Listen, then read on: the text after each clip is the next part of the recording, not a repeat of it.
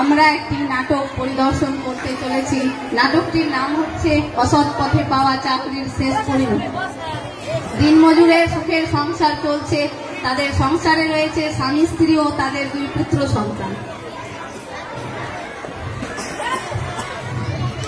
এ বেটা লালটু, এ বেটা পল্টু, তোরা কি উঠবি না? বেহান হইয়া গেল।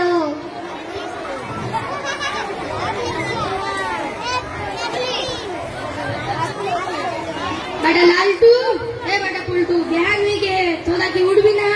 হ্যাঁ বাবা উঠছি। কটা বাজে? সময় হলে আমি উঠে যাব।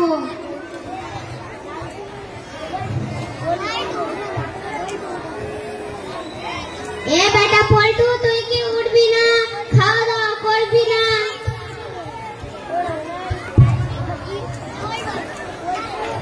লালটুর মা, তোর ছোট বেটা উঠিনি কি? না, ছোট বেটা উঠিনি। একবার তুই লাগে আইসো তো।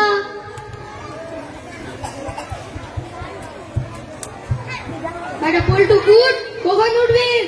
কটা বাজে? সময় হলে আমি উঠে যাব। সকালে ওঠা কি একটা বাজে জিনিস।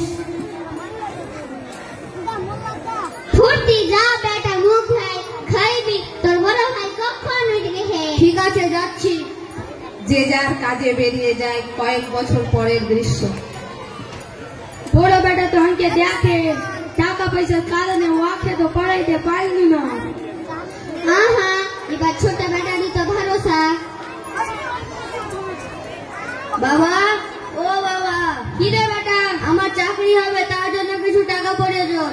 বেটা তো চাকরি দিবে, টাকা লাগবে, কতটি টাকা লাগবে? আমাদের একটা জমি আছে না, ওটা বেচা হইবে? হ্যাঁ, হয়ে যাবে। না হইলে ওটা বেচা দি। ঠিক আছে। তাদের শেষ সম্বলটুকু বিক্রি করে দেয়, ছেলের চাকরির জন্য টাকা দেয়। ছেলের চাকরি হলো, বিয়ে হলো, এবার বৌমার প্রবেশ। মা, ও মা। কি রে বেটা, তুই একটা চিল্লাইছিস কিনে? কাকে আনছি দেখো। তুই ফের কাকে লাইনছিস? তোমার বউকে আনছি। ও বেটা, তুই বউ লাইনছিস? আই গে মা, ভিতরে আয়। ছাড়ার আমি নিজেও যেতে পারবো। লম্বি বদমাশনি বউ লাইনছে। কিছুদিন পর, বেটা কিছু টাকা দে তো, আমার ওষুধ শেষ হয়ে গেছে। বেটা কিছু টাকা দে তো, আমার ওষুধ শেষ হয়ে গেছে, ওষুধ কিনতে হবে। আমি রাতে এসে দিচ্ছি। এই তো বাবা কিছু বলছিল। কি বলছিল? ও ওষুধ শেষ হয়ে গেল, টাকা চাইছিল। তুমি কি বললে? আমি বললাম রাতে দেবো। ওষুধ খেলে কি হবে? এখন কি জন হবে? তোমার ওখানে ঘ্যান ঘ্যান করে, কতদিন আর বাঁচবে?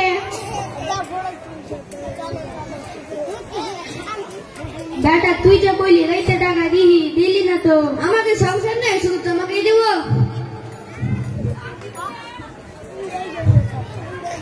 কি গো, তোমার ছোট ছেলে তোমাকে পয়সা দিল না। তাহলে একবার বড় বেটার কাছে যাইয়া দেখো, আয় যদি দেয়। না রহু, তুমি একবার যাইয়া দেখো, আয় যদি দেয়।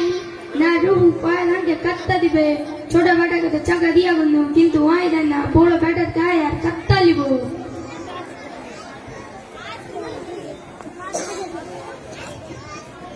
এ বেটা, তোর কাছে কিছু টাকা আছে? তোর বাপের ওষুধ শেষ হয়ে গেছে, ওষুধ কিনতে হইবে। হ্যাঁ মা, আমার গায়ে আছে, দেখছি।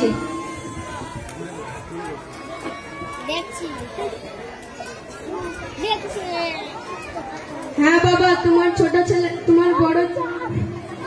হ্যাঁ বাবা, তোমার ছোট ছেলে তোমার ওষুধ কেনার জন্য পয়সা দিয়েছে? না রে বেটা, দেয়নি। আমার কাছে কিছু টাকা আছে, তুমি নিয়ে নাও। না রে বেটা রহু, তোর তো দুঃখের সংসার, তুই আর আমাকে কাত্তা দিবি। ছেলের টাকা দেওয়া চাকরি চলে যায়। ছোট ছেলে সংসারের অভাবের কারণে গ্রামের মোড়ল সর্দারকে ডেকে নিয়ে আসে। বাবা অসুস্থ এবং শয্যাশায়ী। ও ভাই সর্দার, ও ভাই মোড়ল, কি হয়েছে?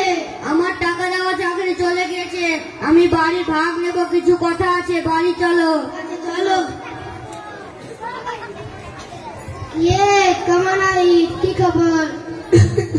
ভালো নাই, চলছে দিনকাল। তোরা চাকা আমাদের বাড়ি, তোর ছোট বেটা ডাইকে আনছে, কিনে পেলে বাড়ি ভাগ নেবে। বেড়া এতে করে বানালি কি পালি কি করে আর তোদের কইলে তো রোগের দ্বারা সইতে পারছে না, তাই কিনে ভাগ পালা দইলে। তোকে আর কিচ্ছু দিব না, জমি বিক্রি করে চাকরি দেই, এখানে যেটা আছে ওইটা আমি আমার বড় বেটাকে দিব। ঠিক আছে, তেবে তো কত সময় ধরে এসেছিল, আমরা তো সবই জানি, ওটাই করতে হবে।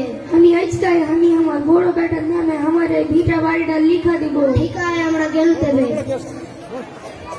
বাবা, তুমি তো আমাকে বাড়ির ভাগ দিলে না, আমার টাকা দেওয়া চাকরিও চলে গিয়েছে, আমার বিদেশে কাজ করা ছাড়া আর কোনো উপায় নেই, আমি বিদেশে কাজ করতে যাচ্ছি, তুমি আমার জন্য দোয়া করবে। কই গো, আমার ব্যাগপত্র গুছিয়ে দাও, আমি বিদেশে যাই। তুমি তবে বিদেশ চললে? হ্যাঁ ঠিক আছে, এই না হাইরে আমার কপাল, টাকা দিয়া চাকরি নিতে যাইয়া আমার ছেলেরা যাই গাছা।